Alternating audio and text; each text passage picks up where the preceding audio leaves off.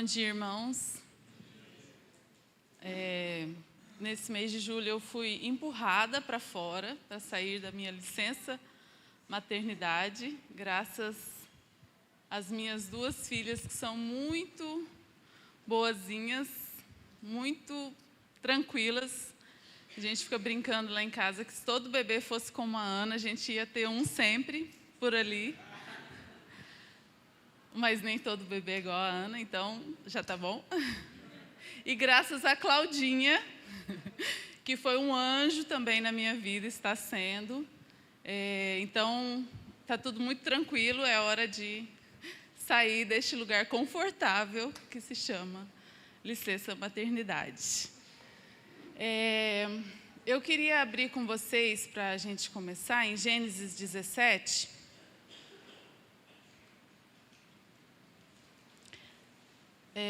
Domingo antes do último, o domingo retrasado, que não foi o último que o Ângelo pregou, mas aquele que a Carol pregou, ela falou a respeito de relacionamentos e a tônica foi mais trazer um equilíbrio dessa expectativa que nós temos do outro e de tentar fazer com que tudo aconteça com muita pressa, né? Então, ela trouxe muita informação, assim. Chegou um momento da pregação que eu estava quase falando, já está bom. Nosso cérebro não aguenta mais informação, você precisa distribuir essa pregação em umas 4 para que a gente possa absorver, mas eu tenho certeza que alguma coisa falou no seu coração. Quem estava aqui, domingo que a Carol pregou? Quem estava aqui? Nossa, pouquinha gente. Ouçam mesmo. É muito importante para a nossa comunidade, para a vida de igreja que nós estamos desafiados a viver. Essa pregação provavelmente estará disponível, né? No YouTube.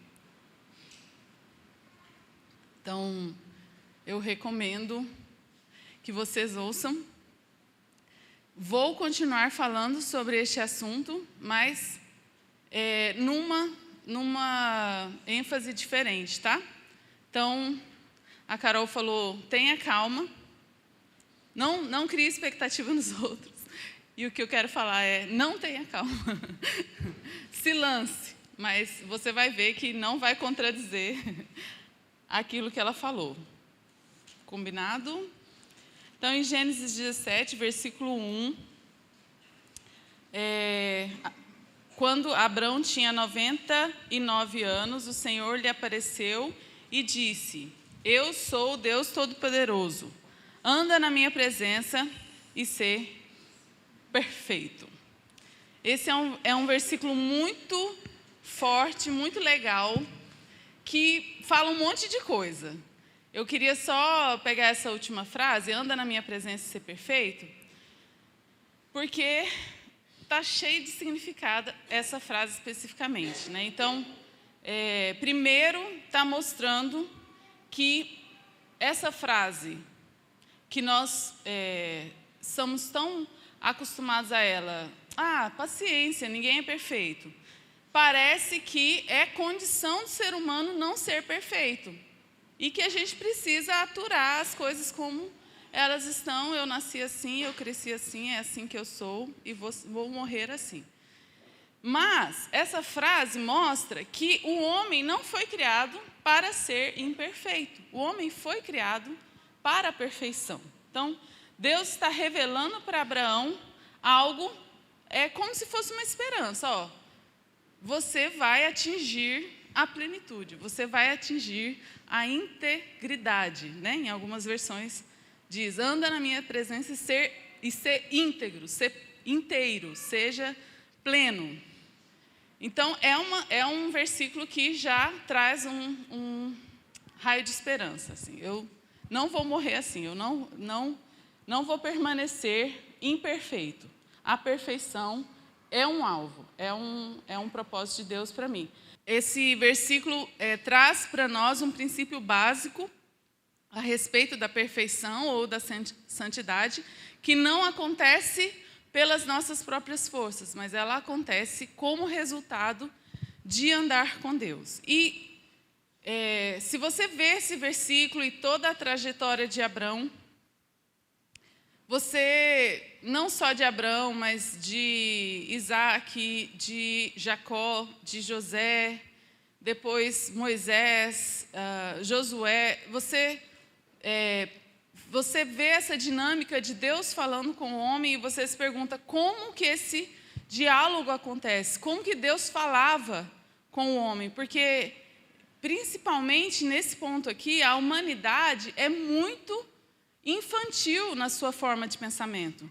Ela está acontecendo, ela está iniciando, ela acabou de passar por vários eventos, então ela está se formando. Nesse momento aqui de Abraão, nem existem nações. A partir de Abraão, então a partir de Babel, com a confusão das línguas, você vai ver o surgimento de nações, e a forma de pensar do ser humano é muito diferente da nossa forma de pensar. Nós já somos completamente influenciados pela filosofia grega, que vai acontecer só lá no final do Novo Testamento, quando finaliza ali, Deus se cala, levanta-se os gregos, levanta-se os filósofos, que muda completamente a forma de pensar da humanidade.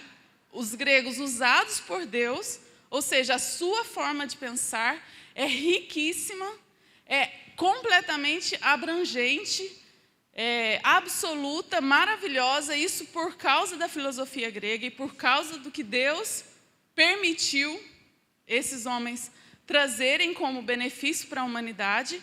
Mas neste momento aqui, a humanidade é muito ligada a crenças, é muito ligada ao místico. Ela não tem ainda parâmetros absolutos, eles não têm parâmetros abstratos, eles não têm parâmetros de verdades estabelecidas. Eles têm o misticismo, né? Então, Abraão, ele está imerso nessa realidade completamente mística. E aí Deus vem e se revela a esse homem. E como é que ele vai conquistando a confiança desse homem? Isso é maravilhoso de ver, mas não é o tema da minha pregação. Eu preciso me esforçar para sair daqui. O que eu queria só chamar a sua atenção é para que você pudesse ver que não existe limitação ou fraqueza que impeça Deus de fazer aquilo que Ele quer. Porque Abraão é um homem que está inserido num contexto completamente místico, idólatra, e ele é um homem comum. Abraão é um homem muito comum. Não tem nada que chame a atenção em Abraão. Abraão é um homem normal. E é uma característica quase sempre daqueles que Deus usa. São homens que ninguém dá nada por eles, né? Se você já assistiu O Senhor dos Anéis, Crônicas de Nárnia, você vê que eles trabalham com heróis inexpressivos, heróis que parece que não vai dar em lugar nenhum. Por quê? Porque eles captaram esse pensamento da Bíblia. Deus trabalha com pessoas muito, muito improváveis. Deus trabalha com o improvável. Deus trabalha com os fracos. Deus trabalha com aqueles que ninguém dá nada. E não tem fraqueza nenhuma que impeça Deus de fazer aquilo que Ele quer. Essa é a beleza dos filmes, né? Senhor dos Anéis. Você olha para o Frodo, você olha para o poder daquele anel e a matemática vai dar ruim, não vai dar certo. Mas a beleza deu. E como que aconteceu? Caraca, não dá para explicar. O trem foi muito, muito milimetricamente orquestrado por alguém que é maior. Né? Crônicas de Nárnia, a mesma coisa. O leão, o Aslan, está lá, todo tempo, fazendo o que aconteça. Então, Deus pega um homem comum e faz dele o pai de todos os que creem. Isso aí é completamente improvável. E a jornada de Abraão, ela tem muito a ver com o sofrimento de todo ser humano. O ser humano, depois da queda, está fora de casa, está cortado do paraíso, está ansiando pela sua casa, pelo seu lar, né? Nós cantamos essa manhã a música que diz: estou doente de amor. Essa é uma música que nós cantamos para Jesus, conscientes do que nós estamos sentindo. Mas todo ser humano desfalece de desejo por Deus. Deixa eu usar uma ilustração profana. Não sei quem aqui vai me acompanhar, mas vocês lembram-se daquela saga, O Crepúsculo?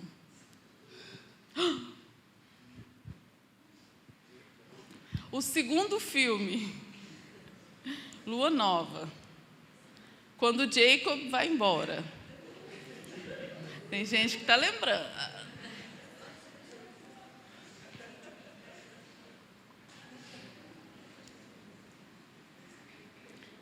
Porque essa expressão, estou doente de amor, ela é romântica, né? Bonita. Mas você já viu alguém doente de amor? Você já ficou doente de amor? Você já passou mal? Você passou uma noite em clara de amor? Então assista o segundo filme da saga, O Crepúsculo.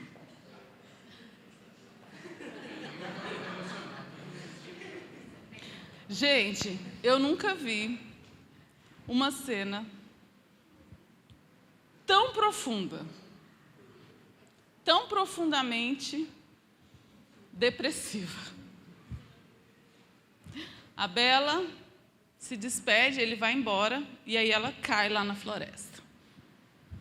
E aí um lobisomem encontra ela, leva ela de volta para o pai dela. Aí o pai dela recebe ela, e ela senta na cadeira no quarto dela. Aí passa outubro, novembro, dezembro, e ela na mesma cadeira. Aí janeiro não mostra que passou, não, mas ela está escrevendo em fevereiro.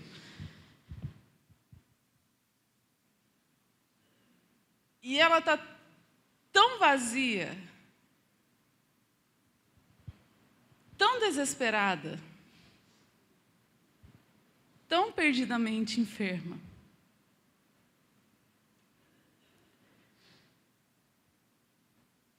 Que é uma pequena ilustração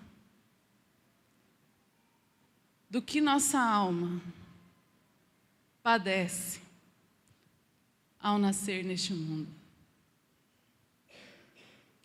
Você já nasce marcado pela dor. Tem um filósofo que diz o seguinte, uma frase interessante. Ele fala assim: quando eu nasci chorando, e a vida me mostrou o porquê. Depressivo, né? É dos meus. Você já nasce ferrado, você já nasce marcado pela ausência. E não há o que faça, não há o que resolva. Tem uma frase que a Bela fala pro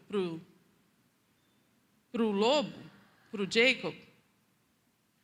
Ela fala para ele: eu não sou... Porque, tá ligado? Talvez você que não viu o filme, tem dois que estão disputando o amor da Bela. O Edward vai embora, ele é um vampiro. E fica o lobo, que é o Jacob. Se você nunca viu o filme, você não está entendendo nada. Mas, se você ver, você vai... E aí, o Jacob pensou: essa é a minha oportunidade. O vampiro foi embora, então agora sou eu. E aí ela vira para ele e fala assim: eu não sou um carro que você pode consertar. Não há nada que você possa fazer que vai resolver aqui dentro. Entende? E é exatamente isso. É com isso que você lida a sua vida inteira. Você lida com a ausência de Deus dentro de você. E por mais que você seja nascido de novo, você só é alguém mais consciente do que é que está doendo. Porque ele não está aqui.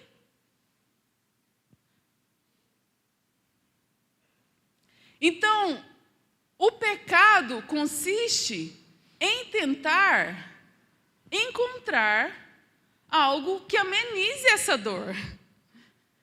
Então, você está fora de casa e o pecado consiste em encontrar sua casa aqui. Então, quando eu me casar, essa dor vai resolver. Quando eu tiver uma casa própria, essa dor vai se resolver. Quando eu terminar minha faculdade, essa dor vai se resolver. Quando eu for alguém reconhecido, essa dor vai se resolver. Mas a realidade é, não, essa dor não vai se resolver, porque você não está em casa. Então, quando Deus chega para Abraão e fala, anda na minha presença e ser perfeito, Ele está arrancando Abraão dessa realidade louca de tentar fazer daqui um lar. E dando para Abraão uma identidade fundamental, que é, você é um peregrino.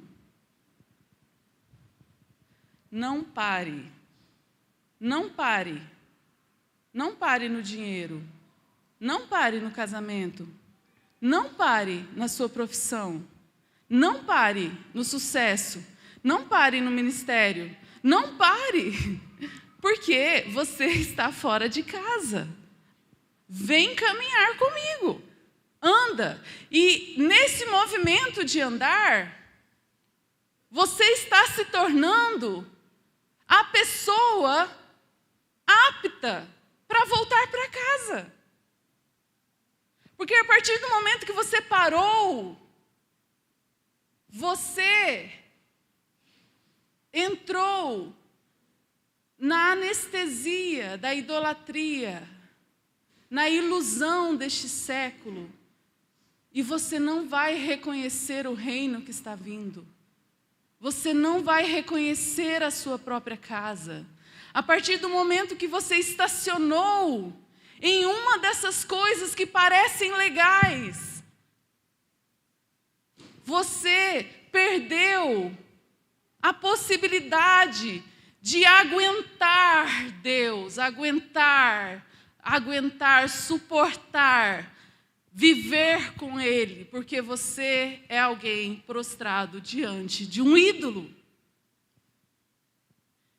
E aí Deus chega para Abraão e fala, Abraão, caminha, Abraão. Vamos andar, Abraão. O filho que você acabou de fazer não tem nada a ver. Não pare aí. Vamos caminhar. Então, Abraão é tirado dessa possibilidade de ficar estacionado, é convidado para essa peregrinação que dá identidade para todos aqueles que são chamados pelo Evangelho. Abraão é o primeiro que ouviu o Evangelho, ele ouviu o Evangelho de antemão, antes de todo mundo, por isso ele é chamado pai de todos os que creem. E o segundo tipo de dor que o ser humano lida desde que ele nasce, então o primeiro tipo é essa ausência. A frase, deixa eu ler aqui a frase de Agostinho.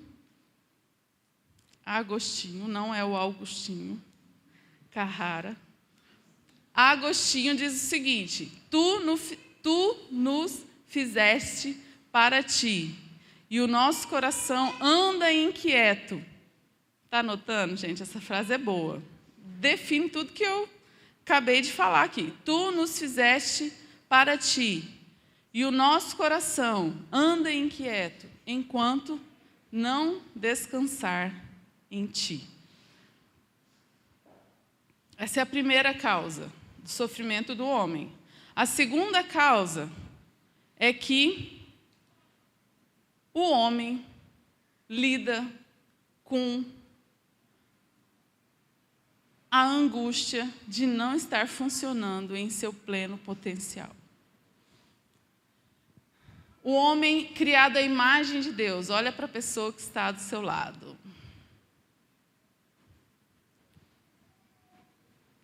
Olha para as pessoas que estão atrás de você. Olha nos olhos deste ser humano que está perto de você. Cada um de nós fomos criados para sermos a imagem de Deus, imagem, representantes. Ninguém, nenhum ser humano é qualquer coisa. Ninguém é desprezível. Cada um de nós fomos criados para sermos a imagem de Deus, sabe? O Deus, tipo Deus, Criador de todas as coisas, que os céus dos céus não pode conter, que é a causa sem causa, é o início de todas as coisas, sustenta todo o nosso universo. Fomos criados para sermos a imagem dele. Então o ser humano já nasce debaixo desse peso.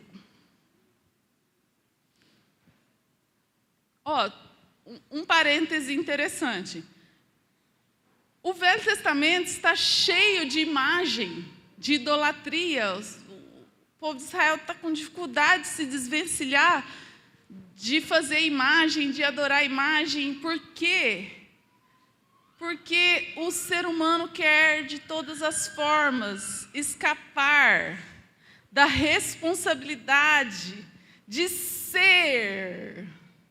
Então, ele quer fazer uma imagem de Deus, para que eu possa terceirizar essa responsabilidade. Isso é uma causa de dor, é uma agonia. Eu não estou no meu pleno funcionamento. Eu sei que eu poderia dar mais. Eu sei, entende? Aquela frustração contínua que você deita a sua cabecinha no travesseiro e você tem a certeza de que você não está fazendo tudo que você poderia fazer. Ainda que você seja cristão, ainda que você já esteja no reino, já está tudo certo, já está tudo garantido. Mas o fato é, uns dão 30, outros dão 60 e outros dão 100. E aqueles que dão 100 ficam ali te condenando. Você está dando 20% do que você pode. E você convive com essa angústia. Quando você olha para as pessoas que estão na rua, elas são potencial travado. Elas estão trancadas na sua potência. Tem outra frase maravilhosa das 7 alianças que diz o seguinte: cada pessoa em comunhão com Deus possui o potencial infinito de criatividade divina. Cada um de nós é uma bomba atômica. Então a gente convive primeiro com a ausência e depois com a baixa potência. A gente convive com a nossa incompetência.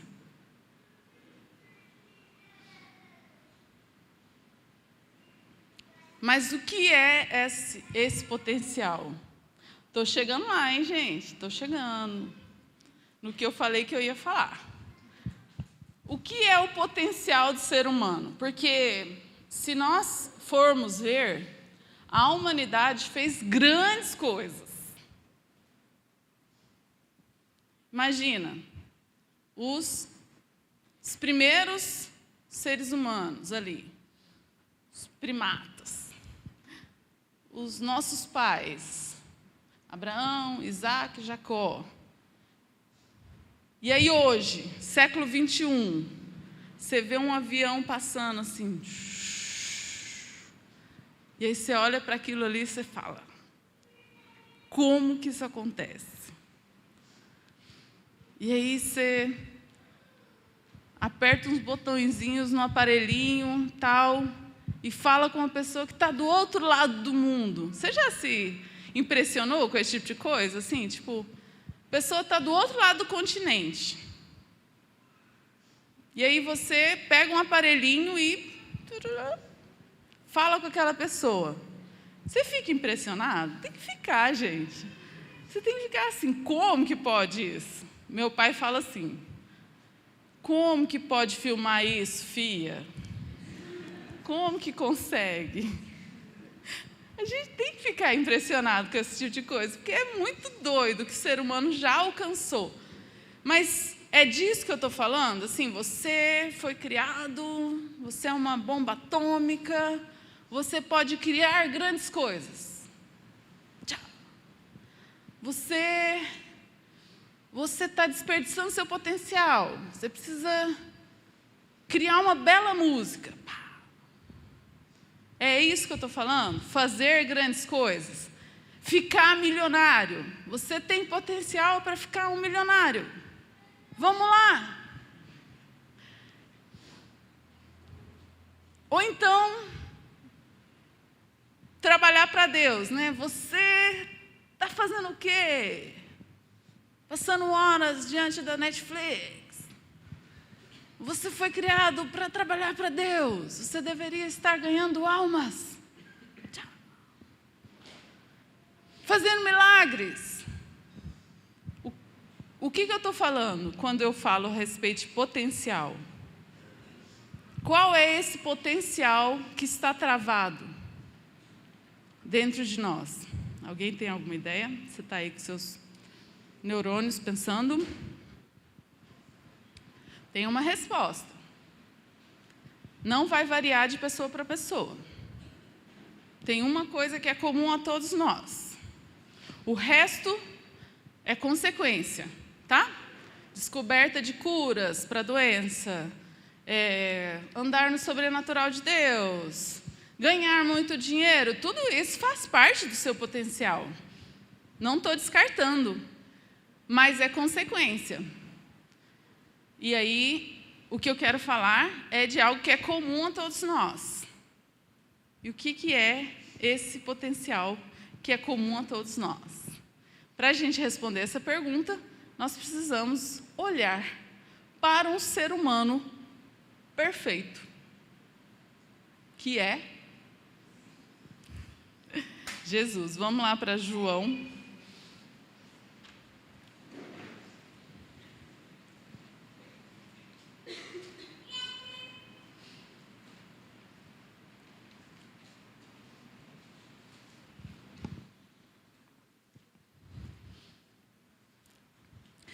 Doze.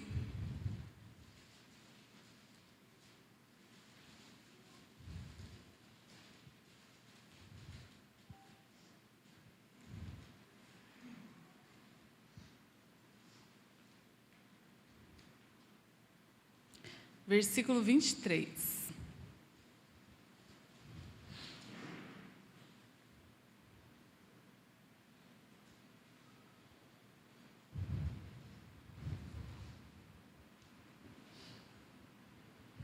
Só para você ficar contextualizado, esses são os últimos dias de vida de Jesus. E aí ele teve a entrada triunfal em Jerusalém. E aí estava aquela festa toda em Jerusalém. E entre os judeus tinham alguns gregos. Alguns gregos subiram para a festa para adorar. Não sei se é para adorar, mas eles estavam lá. E aí eles pediram um dos discípulos de Jesus que eles queriam ver Jesus. E aí lembra, os gregos, a participação que eles têm na história da humanidade é muito grande. E aí é um link maravilhoso, é o momento de Jesus. Né? Deus se cala em Malaquias, o homem fala com os gregos, Jesus vem. Então, agora é a hora, né? Os gregos querem ver Jesus e Jesus responde no versículo 23, chegou a hora de ser glorificado o Filho do Homem. Aí você pensa assim, este é o momento. Só que a vida de Jesus, ela contraria nossas expectativas. E eu não sei como é que ele permanece sendo o homem mais conhecido de toda a terra. Porque Jesus não segue um enredo manjado. Não segue um enredo hollywoodiano. Jesus tem um enredo completamente diferente. O caminho dele é diferente. E aí ele fala, chegou a hora. E aí ele diz, em verdade, em verdade. Gente, sempre preste atenção quando um versículo traz essa repetição de Jesus. Em verdade, em verdade. Porque a coisa é muito importante. E aqui ele está falando algo muito importante. Ele está falando a respeito do princípio da vida. Jesus está te dando o segredo da vida. Em verdade, vos digo. Se o grão de trigo não cair na terra e não morrer, ficará só. Mas se morrer, dará muito fruto. Quem ama a sua vida, irá perdê-la. E quem odeia a sua vida neste mundo, irá preservá-la para a vida eterna. E aí, Jesus é como se destravasse nele a sua paixão. Destravou nele, deu início. Os gregos querem te ver. É chegada a hora. Agora é o momento. E aí ele fica delirando. Minha alma está angustiada. E o que eu vou falar?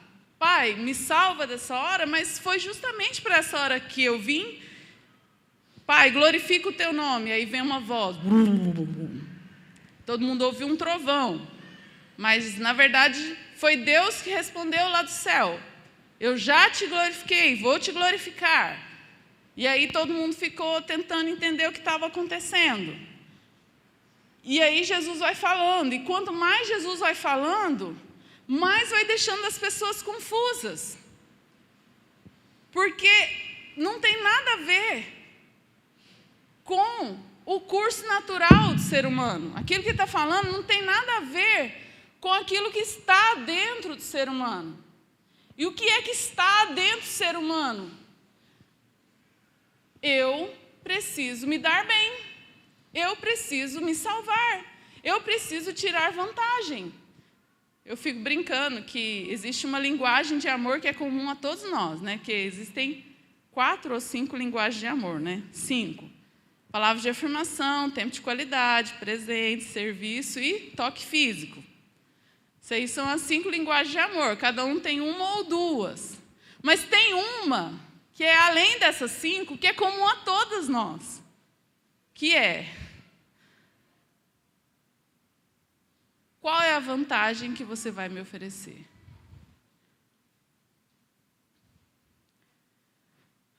Se você me oferecer alguma vantagem, eu vou te amar para sempre. Qual é a vantagem que eu posso tirar dessa situação? Qual é a vantagem que eu posso tirar dessa amizade? Qual é a vantagem que eu posso tirar dessa oportunidade? Essa é a nossa linguagem de amor principal. Qual é a vantagem que eu vou ter nisso?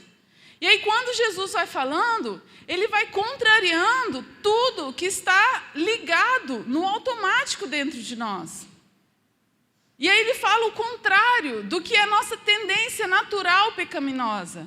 Ele diz: quem quiser salvar, quem quiser ganhar sua vida, Quem ama a sua vida irá perdê-la. Quem odeia a sua vida? Quem odeia a sua vida, gente? Quem é que odeia a sua vida? Essa pessoa está doente. Essa pessoa está passando mal. Mas aí ele está dizendo que quem odeia a sua vida neste mundo irá preservá-la.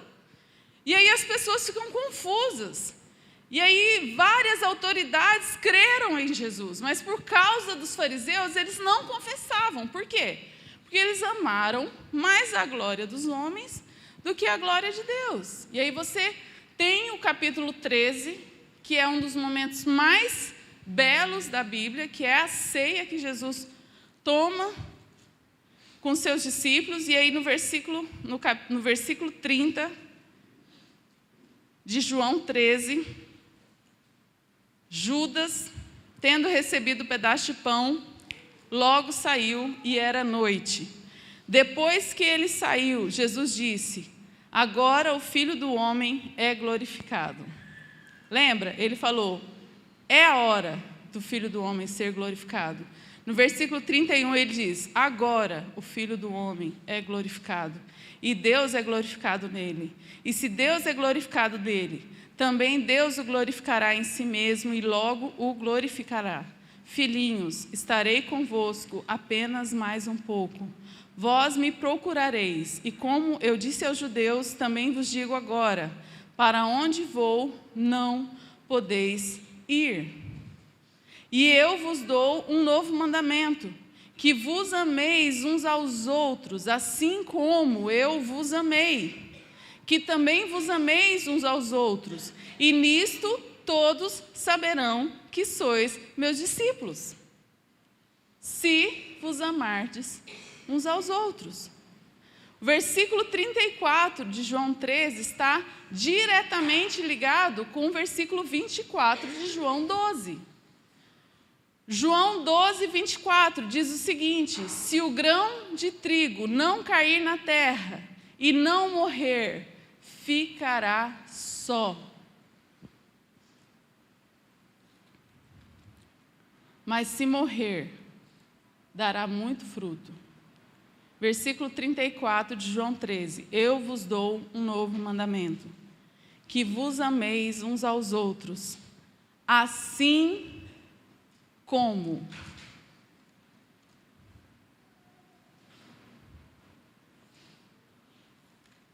você sabe o que é amor?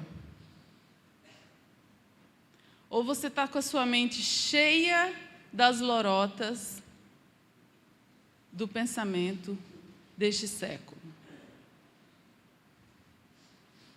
Porque o pensamento deste século define amor como vantagem.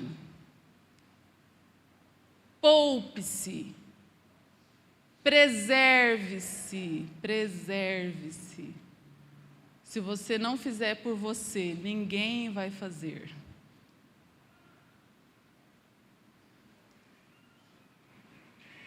Tire vantagem das situações. Se ela não te oferecer nenhuma, não vá por este caminho. Este é o pensamento deste século. Está transbordando em todas as formas possíveis, seja nas propagandas, seja nas formas de entretenimento. Você precisa cuidar de você mesmo. E aí nós temos um homem perfeito, que viveu de forma perfeita e de forma plena. E a plenitude de Jesus tinha a ver com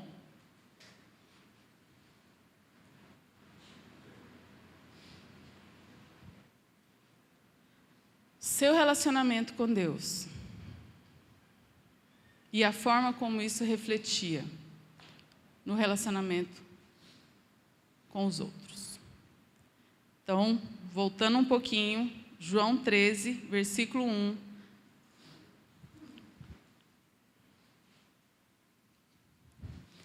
Antes da festa da Páscoa, sabendo Jesus que havia chegado sua hora de passar deste mundo para o Pai, e tendo amado os seus que estavam no mundo, amou-os até o fim. Então, lá na frente, quando ele diz: eu te dou um novo mandamento, que vos ameis uns aos outros,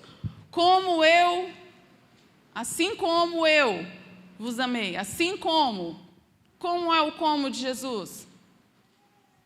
Amou-os até o fim. E enquanto jantavam, o diabo já havia posto no coração de Judas, filho de Simão Iscariotes, que traísse Jesus, sabendo que o Pai lhe entregava tudo nas mãos e que viera de Deus e para Deus estava voltando. Irmãos, nenhum desses versículos estão desconectados. Todos eles estão na sequência certa. Jesus amou os seus até o fim. O diabo já tinha colocado no coração de Judas para traí-lo. Mas Jesus, sabendo que o Pai lhe entregara todas as coisas, e de que ele veio do Pai e para o Pai estava voltando, o que ele faz? Se afasta de Judas, porque afinal de contas, Judas não só não iria trazer nenhuma vantagem para Jesus, quanto ele iria trazer um grande prejuízo para ele. Foi isso que Jesus fez? Sabendo Jesus que o Pai lhe entregara todas as coisas nas mãos, e de que ele veio do Pai e para ele estava retornando,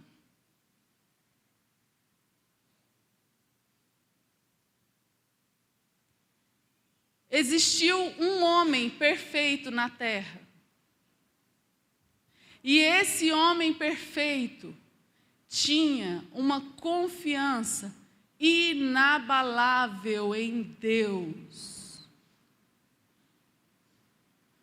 Você desconfia das pessoas porque você não confia em Deus.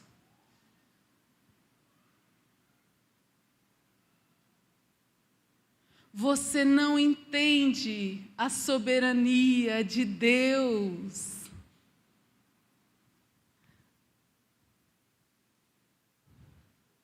Em última instância,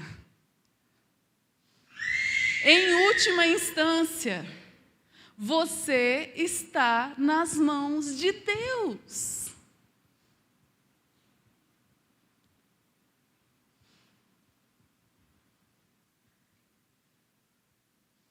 Sabendo disso, Jesus pegou uma toalha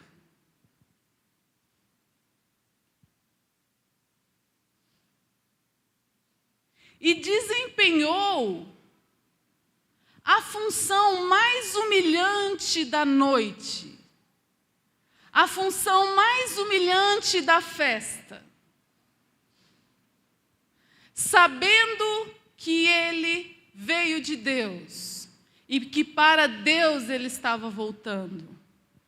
Jesus pega uma toalha e se inclina para lavar os pés dos seus discípulos. Quais? Quais discípulos?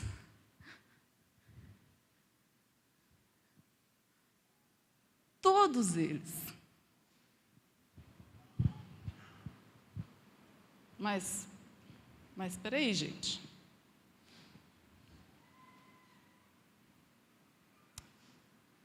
Mas que garantia você me dá?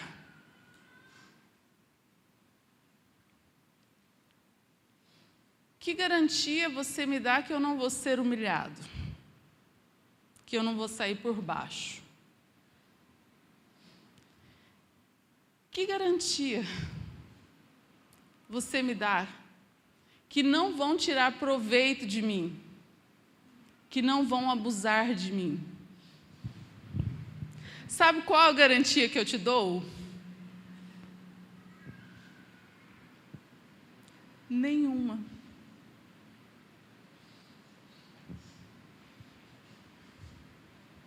Porque vão abusar de você.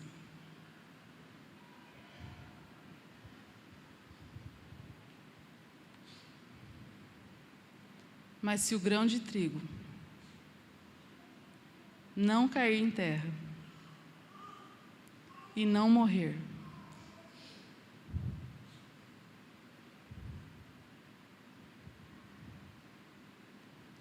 ficará só.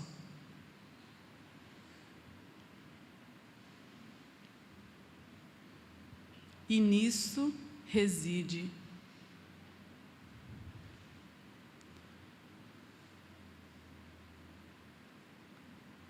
a principal tragédia do ser humano pecador. Ele é só.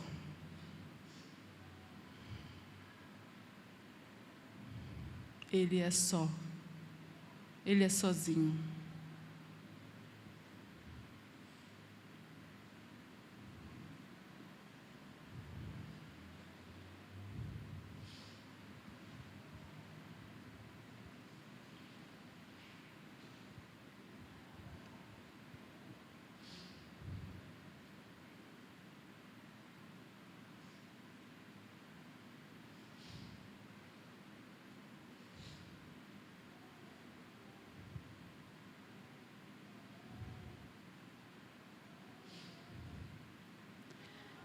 Queria só que você percebesse que existem dois movimentos nesse versículo, pelo menos na minha versão.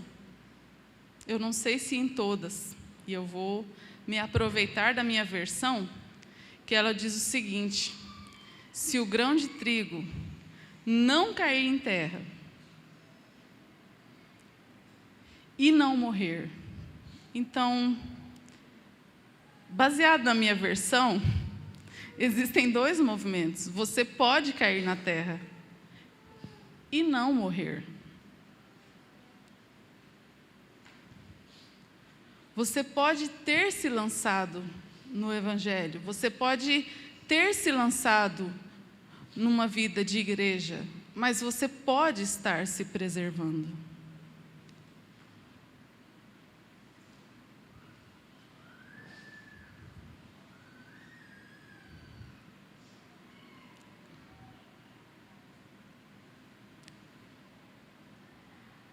E, irmãos, nós precisamos, em vida, experimentar de todo o potencial que Deus tem para as nossas vidas.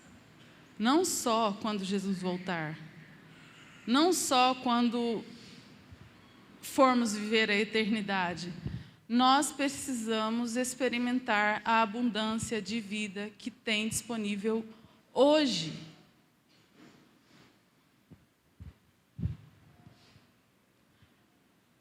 Porque, do contrário, nós não seremos diferentes de nenhuma outra religião.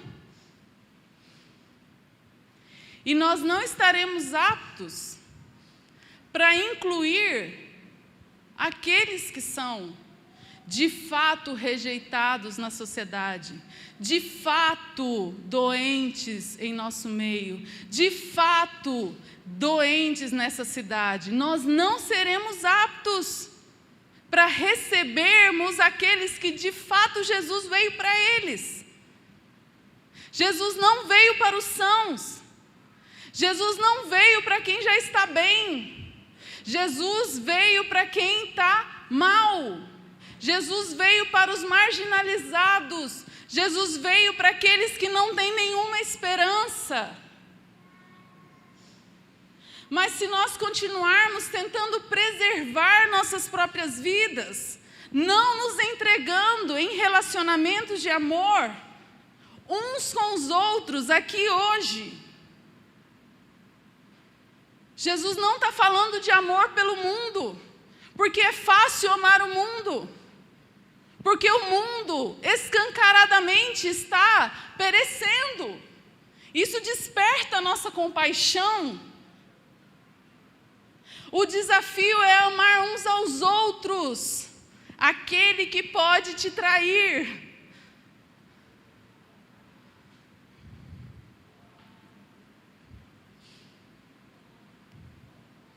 Aquele que pode te usar, aquele que pode te abusar. Esses medos todos que você tem, toda essa sua desconfiança.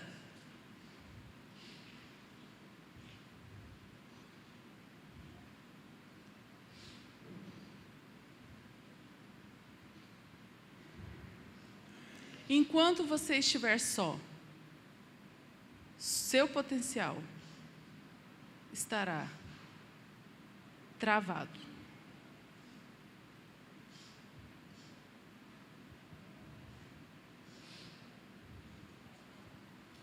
Enquanto sua vida não estiver na luz e o seu coração aberto para perdoar, gente, tá tudo no controle, tá tudo previsto. Entende? Esse medo que você tem, Jesus já respondeu. Jesus já respondeu o seu medo. Você fica assim, e se? Ele falou, quando seu irmão pecar contra ti, então não tenha dúvida. Está tudo confirmado. Sabe esse medo?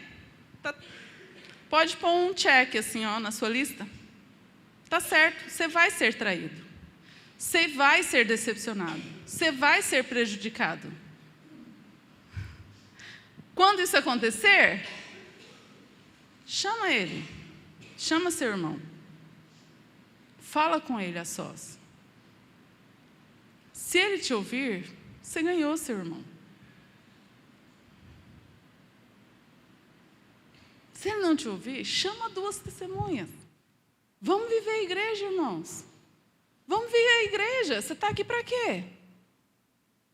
Para ficar com milindre?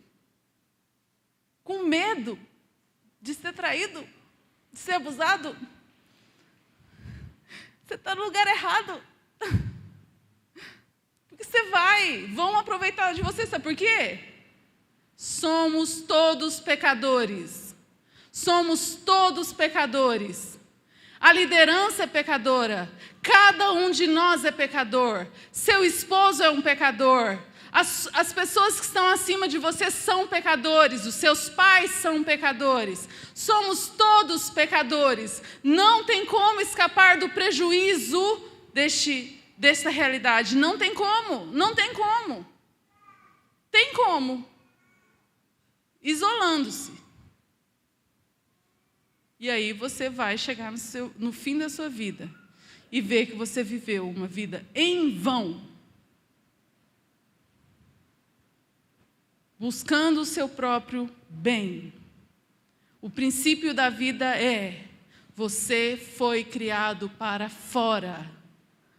Você foi criado para viver um relacionamento com Deus e com aqueles que Deus criou. Isso é a vida. O grão de trigo, se não romper a casca, fica só. Você não foi criado como um fim em si mesmo. Você não foi criado para buscar as suas próprias vantagens. Você foi criado para fora. Você foi criado para Deus e para as criaturas de Deus. O amor de Deus se manifesta amando o outro. Amando aqueles que Deus criou e colocou perto de você. Não precisa ficar procurando muito longe. Quem são as pessoas que eu devo me relacionar? Quem está perto de você? Quem está perto de você? Como eu devo me relacionar? Amando até o fim. Amando até o fim. Me entregando sem reserva. E você vai se ferrar. Mas sabe o que isso vai fazer com você? Te obrigar a buscar mais Deus.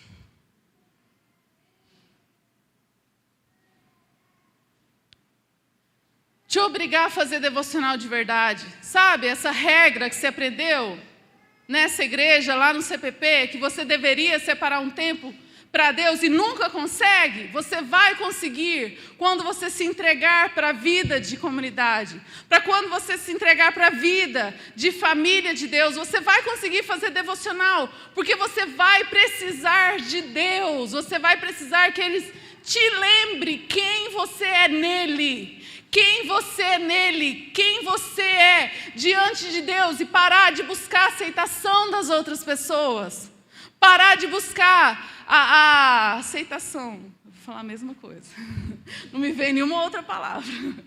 Nós ficamos o tempo todo tentando não ser rejeitados, porque nós não entendemos que nós estamos na mão de um Deus que é todo poderoso e é todo amoroso.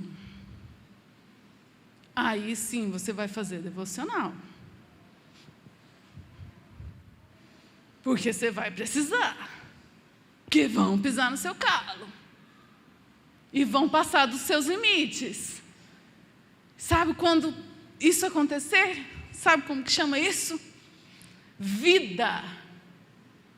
Quando passarem dos seus limites, você glorifica de pé, porque está rompendo a casca. Está rompendo a casca. E você está tentando preservar. Está tentando preservar suas horinhas bonitinhas de sono. Está tentando preservar sua sanidade mental. Para ninguém violar o seu interior.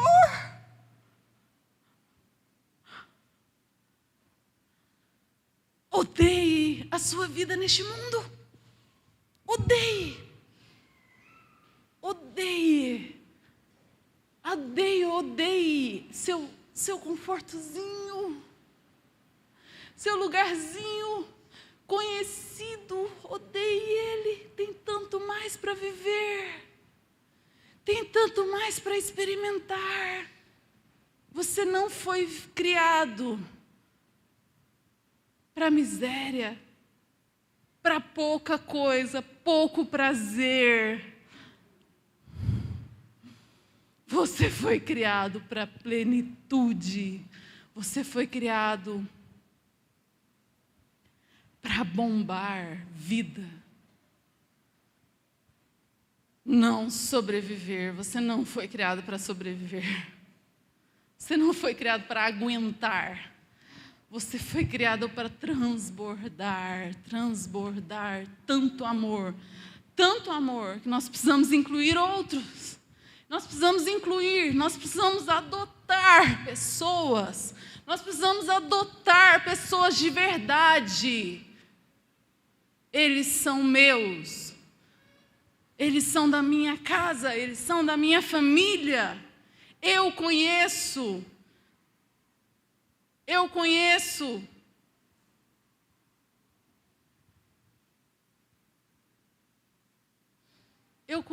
fulana. Eu conheço. Você foi chamado para ser conhecido nas suas fraquezas, nas suas confusões interiores. Naquelas que você acha, tipo assim, se eu não entendo, quem vai entender? Você foi criado para ser conhecido, para ser desvendado, para ser desfrutado, para ser repartido. Vamos lá?